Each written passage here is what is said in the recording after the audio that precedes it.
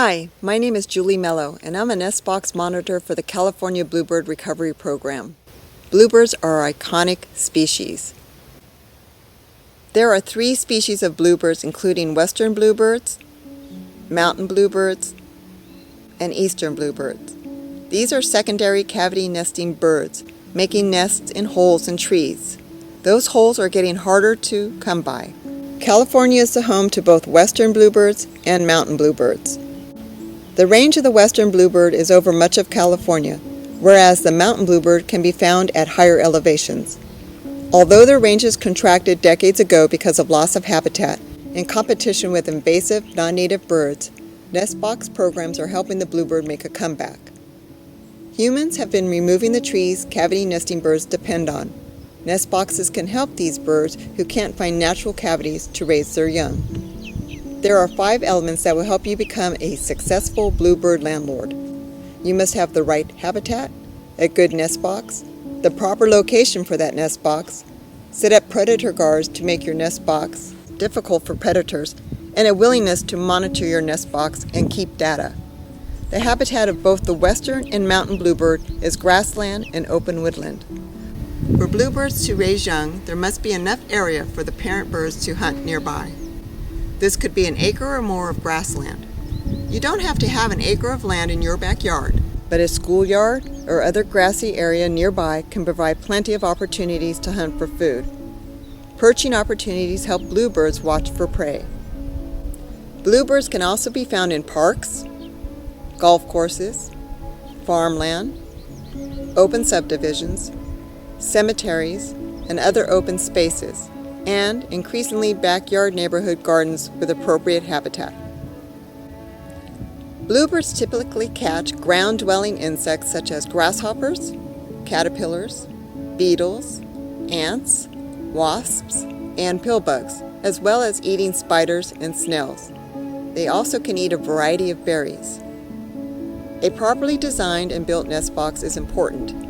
Wood that is at least 3/4 inch can better help young birds weather extreme hot or cold weather. Recycled redwood fencing material can make good nest boxes. Use wood screws if possible rather than nails. Sturdier boxes will last longer and be less prone to destruction by raccoons. Ventilation openings are a good idea. Entrance hole diameter should be 1.5 inches. An entrance hole for mountain bluebirds should be 1 9/16 inches, just a tiny bit bigger. A larger hole lets in predators, so make the hole no larger than necessary. You should be able to open the nest box to keep track of goings-on and clean out the box when necessary.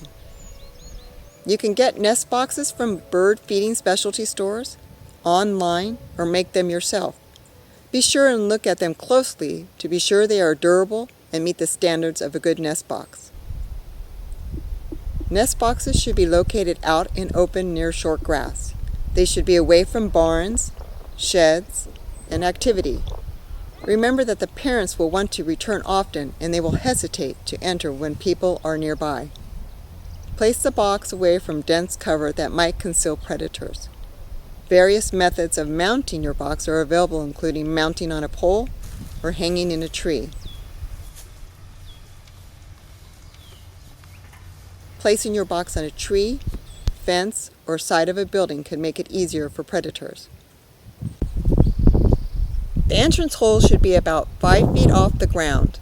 Cats, squirrels, snakes, raccoons, and predatory birds are all challenges bluebirds must face.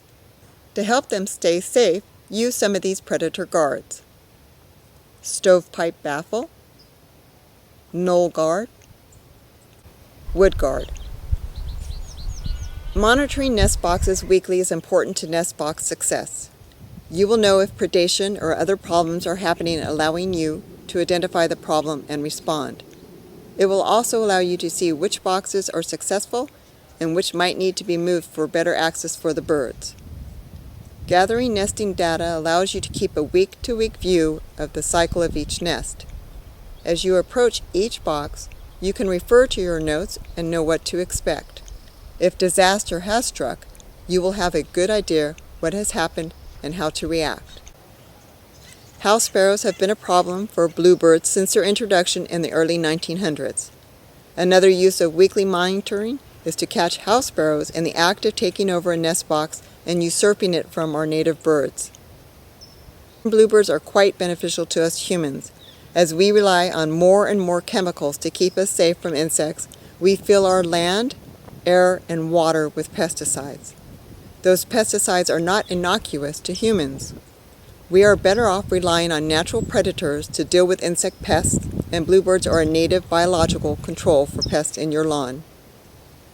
But bluebirds have been fighting a problem for decades now. Those trees they depend on for nesting are removed to prevent them from falling on people, cars, or houses. Nest boxes aren't a perfect substitute for natural cavities, but they are better than nothing. But there is more you can do to help the western bluebird.